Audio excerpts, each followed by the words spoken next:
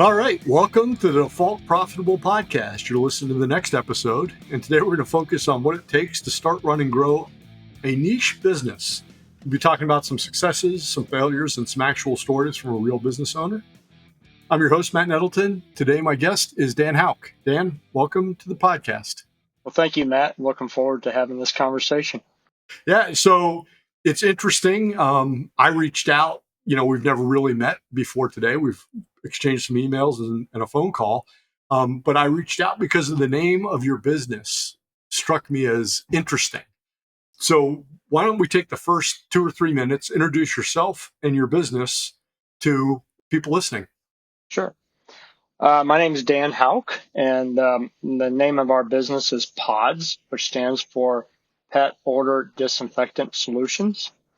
And we actually service the animal world. Our products are used in the veterinarian hospitals, animal shelters, animal life science laboratories, pet grooming, retail pet shops, pet parks, equine hospitals and stables, turkey farms, swine quarters, zoos, you name it. If it's associated with any kind of animal, we have the product for that. And so how did you end up there? To give us a little of your background. Sure.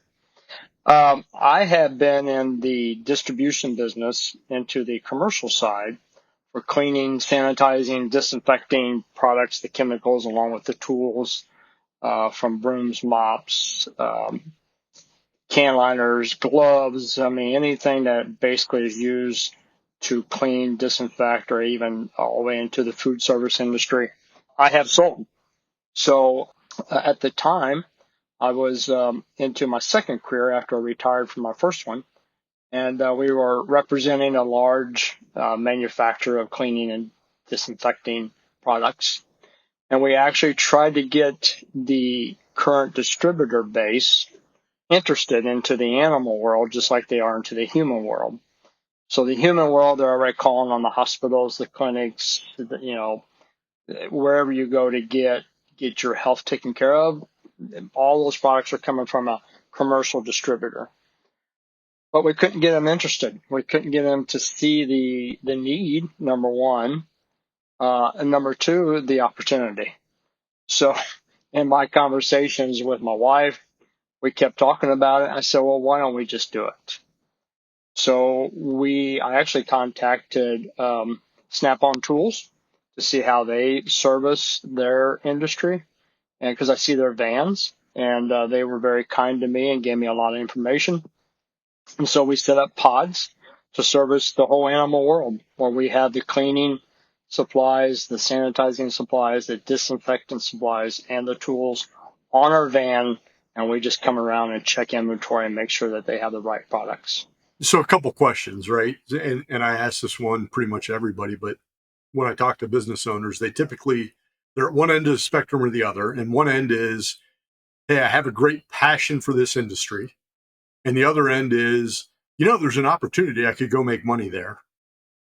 If you had to pick one or the other, which end of the spectrum do you think you fall on more? I would say probably the passion, because of my experience in the industry. I saw the need. I have a love for animals, just like most people do. I could see where, because in the animal world, this isn't taught in the schools. I mean, you have the veterinarians that go to school 1 year longer than a physician, but yet they're not taught how to clean and disinfect and sanitize. So everybody in the industry, this is something that they just kind of fall into. So whatever they're using at home, they tend to use in the commercial industry.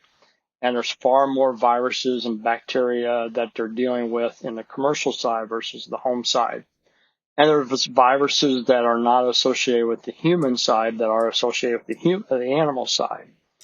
So we just felt like it was an opportunity to teach and show. So the passion was there, knowing since it's a new market, it's going to take longer for the profit to come.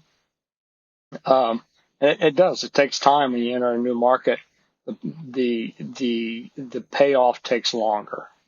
What was the driving force that made you say, you know what? I know that there's an opportunity here, but I know it's going to take a while to pay off. I mean, I've already retired twice. I've had 2 successful careers. Why get into a third? What's the driver? That's a great question. Um, I would say probably the driver.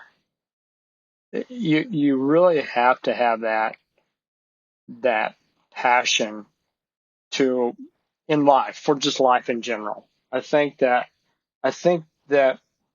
when you've had the 40 plus years experience I've had in this industry and you see the opportunity, you can't get anybody else interested in that opportunity.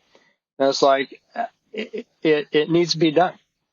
So we chose to go that path. We did a lot of research. We found the right animal facility concentrated disinfectant cleaner and deodorizer. We found the right kennel and turf care. We found the right whodunit. We found the right tools to use.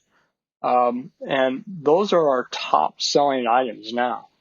It's a simple, easy uh, business to do. And we actually even set it up for the whole country. We set it up as a franchise. So we own the name. We own the opportunity to start selling franchises throughout the country, which we thought it goes a little deeper that we thought, well, it could help housewives, house husbands, college students, people that are getting into the ministry.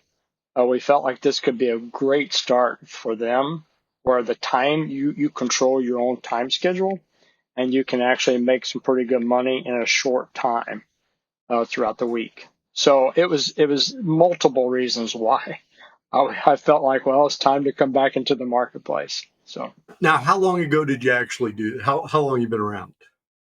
we actually started in 2016. So it's been Okay, nearly 8 years. nearly 8 years. Yeah. And and how quickly? Now, you said as you were thinking about it, it's going to take longer to start up. But how quickly did the business actually start to hit on your plan that did start to meet expectations? Whenever you enter the market, you're going to hit all kinds of speed bumps and hit the wall a couple of times. Yeah. So we did that, and we actually hired a man that was in the veterinarian. He was a veterinarian assistant, so he understood the market. He understood where to go, and he actually did a really good job for us out there, beating on the doors, calling on the right accounts, growing the business. So it took us about a year and a half, maybe 2 years to really get to where we felt like we were actually on the right track. And now, 8 years into it, we feel like we've already um, learned everything you need to learn in order to sell a franchise. Okay. So when you started, what did you have a plan? What'd you do before you started? Did you make a plan? We did. Yeah, we did have a plan. We actually bought a van, a small Nissan NV200. We had a wrap put on it, so it's very professional. Our sales rep or our delivery driver or whatever you want to call the person that was actually making sales calls and delivering, um, wore scrubs to look more professional. We had the name tags. We had everything ready to go with our logo on it so people could get used to pods, to the name pods and what it meant. So we had that plan, and then our plan was to cover the whole city of Indianapolis and surrounding areas like Hamilton County, Monroe County, goes on and on. So, but we found out pretty quickly that if you just Google vet clinics where I am right now, you're going to find 30 of them. So there's so much opportunity in a small area that if you really cover that area properly, then that's the most you can do. It narrowed our scope down considerably. We decided, okay, we're just going to call in the Hamilton County area, got down to Indianapolis a little bit, got to know some people in Columbus, Indiana, Greenwood, had some chain accounts that had areas, locations in those areas. So we do get outside of that a little bit, but our growth is really coming from just a small area. So it sounds like your plan had a grandiose geography in it, and your reality was, hey, there's more than we can serve. True. Yeah, that's a good way to say it. Exactly. Okay. Because I think, I have yet to talk to anybody. I think this is episode 101. I have yet to talk to anybody that said, well, we had a plan and we laid it out and then we just stuck to the plan. It was fine. We were 100% right. Mm-hmm. Everybody seems to be like, yeah, well, we had a plan, but so what? I mean, you had 2 successful careers. You came back. You had a pretty good plan. You knew what people needed. What was it that you wish you had known when you started? I would say that after being in 40 years in business, you think you know a lot, but you find out that there's more to learn. Probably after COVID changed the whole business dynamics. It used to be my real passion is to go in, meet with the decision maker, talk to them about their product, show them how the product works, teach them how to use the products. That's my real passion. Make sure that their animal facilities are healthy and they're clean and they do everything they're supposed to do. Getting the business is second to me. I just want to make sure that they're following the. If they're using a good product that's my competitors, fine. I'm going to show them how to use it while I'm there. But COVID changed that dramatically. So the demand for our products went up considerably, but trying to get in to grow the business after COVID became a real challenge for us. And it is still probably the number one challenge is just, so I wish I would understand the social media better. Yeah, I'm 57 and my kids laugh at me. Yeah. So I get you. Yeah. Yeah. I'm 68. My grandkids laugh at me. So, Yeah. Yeah. yeah. It doesn't make any sense. Yeah. All right. Yeah. So you wish you understood social media better. And when you say COVID made it tough to really get in, so I assume the way you're talking about your product and your sale is it's more of a land and expand kind of, we get one sale in and then we expand our relationship organically inside an account. True. Yeah. Normally they may be using one product for everything, and that's not the right product to use for everything. Okay. So once we get them on board, we teach them the proper protocols on how to use a cleaner and what's the difference between sanitizing and disinfecting. How much ours are all concentrated products. So you're paying for water, not product. I mean, not you're paying for product and not water. Not water. Yeah. And so that eliminates a huge cost. So when you look at our cost per use, is what we really got to start talking about, because they say, well, I buy this for $3. Yeah. And it's like, well, okay, but this is what you're actually paying. So it takes that communication, it takes that one-on-one talk. And after COVID, what I experienced was it's harder to get in to see the decision maker. And then on top of that, the decision maker, once you've had that conversation, you come back 3 weeks later, they say, well, let's leave the samples. Let's talk about it in 2 weeks. You come back and they're gone. They moved on to another facility. So you're kind of chasing the decision makers from one facility to the another, because I mean, I'm not sure what's causing that part of it, but it's always a constant turnover where you're trying to find the right person to meet with.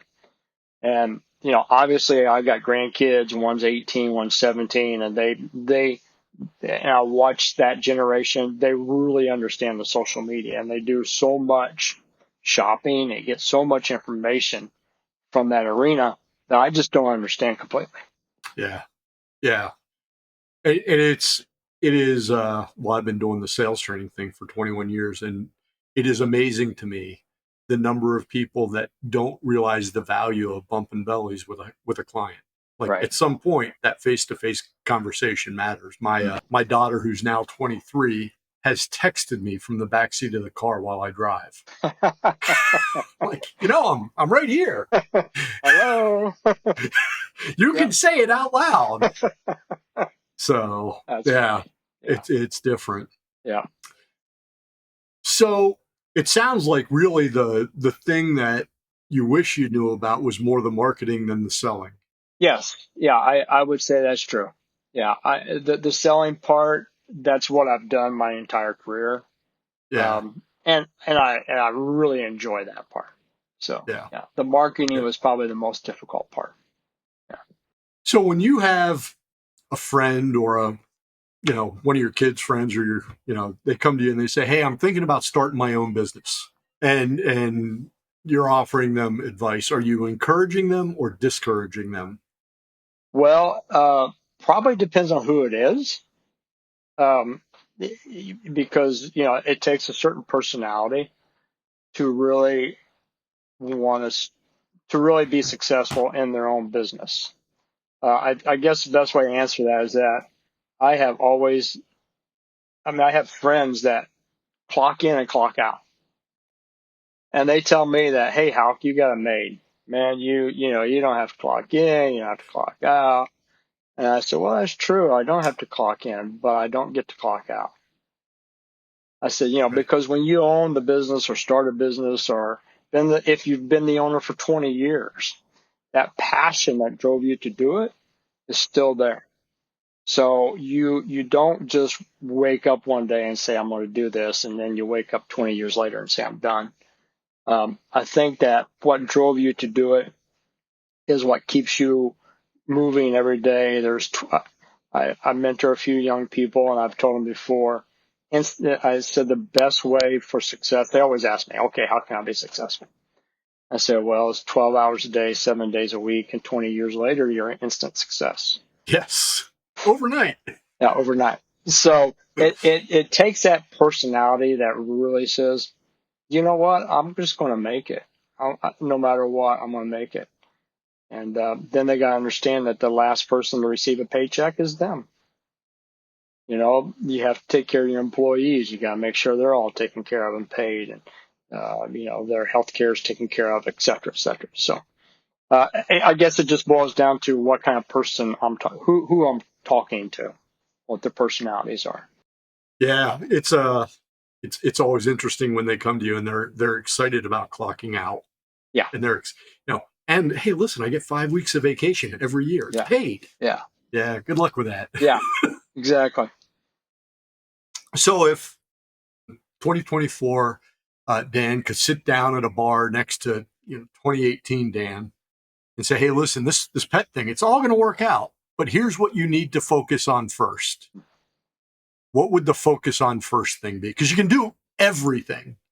Like you can go anywhere, but you can't do it all. You got to pick something. What would you tell somebody that's in that position to focus on first? That's a good question because I think that we felt like we had pretty well had a great plan. And here I am in 2024, and I guess the only thing that we felt like is lacking that we're working on now is the marketing side of things. We didn't realize going into it, I think that so 2024, I would say, Dan, you've got a great plan here, but really look at how are you going to market this? How are you going to get this idea into the right hands? And that would probably be the question I would ask myself in 2024. Yeah, and that in getting that into the right. I mean, you and I both, you a little bit older than me, but not much. We both grew up in a time when you could pick up the phone and actually call somebody. Exactly. And if you didn't get them, you know what they would do? They would call you back. It was unbelievable. Yeah. Those were the days, right? And now that's not it. Right. Yeah. Yeah. Right. I mean, it's crazy. Yeah. And so, more phones, less phone calls. It's weird. So, any other advice I mean, that's a quick 20 minutes of good stuff, but any other nugget or advice you would give somebody who's a potential or a new business owner? Sure. I mean, normally what I suggest the first thing you do if you're going to get into this is you really need to find a good accountant and a good lawyer. I've seen too many people get into business and they failed 4 or 5 years later because they didn't have a good accountant and a good lawyer. The accountant's going to make sure, It's going to make sure you're paying the proper amount of taxes, and then your lawyer is going to protect you legally, and will make you think of things that you don't even think about. You're just going to go out with this great idea, hit the streets, and take off running. Yeah. And then he says, well, what about this, legal situation? Or how about this? Or how about that? So there's so much that you really need to understand when you get into the business, where if you have an accountant and lawyer, yeah, it's going to cost you money, but they're going to save you a lot of money in the long run. So that's always my first piece of advice to anybody who wants to get into it. And the only thing that I would say that I heard slightly more explicit was, don't save money on your attorney or your accountant. That is true. Absolutely. Yeah. If they're the low-cost provider, you don't want them. That's right. Yeah, I've tried that once, and that does not work. Yeah. So, yeah. Yeah. Well, that's good advice. Yeah. Well, it's funny. You got a 40-year career. You've got another 10 years or 8 years in this business, and 50 years, and trying to get that all out in 22 minutes. We were talking beforehand. We're not launching rockets. We're giving people good, fundamental, sound stuff. I think as you listen to this, I think there's a lot of good fundamentals in there. Well, thank you. Yeah, I enjoyed it, and enjoyed this opportunity, and look forward to what's around the corner. All right. Well, let's wrap up. And I want to remind everybody that you can find more information about Dan and his company in the show notes at defaultprofitable.com. And if you're listening, there's 3 ways you can help us. Hit subscribe wherever you're listening, leave a review wherever you're listening, or you hear something interesting, share that episode. Dan, thanks again for being a guest. I really appreciate it. Well, thank you, Matt. I enjoyed it as well. And for our listeners, we'll be back next week with the next episode of Default Profitable. Until then, stay focused, keep working, stay profitable.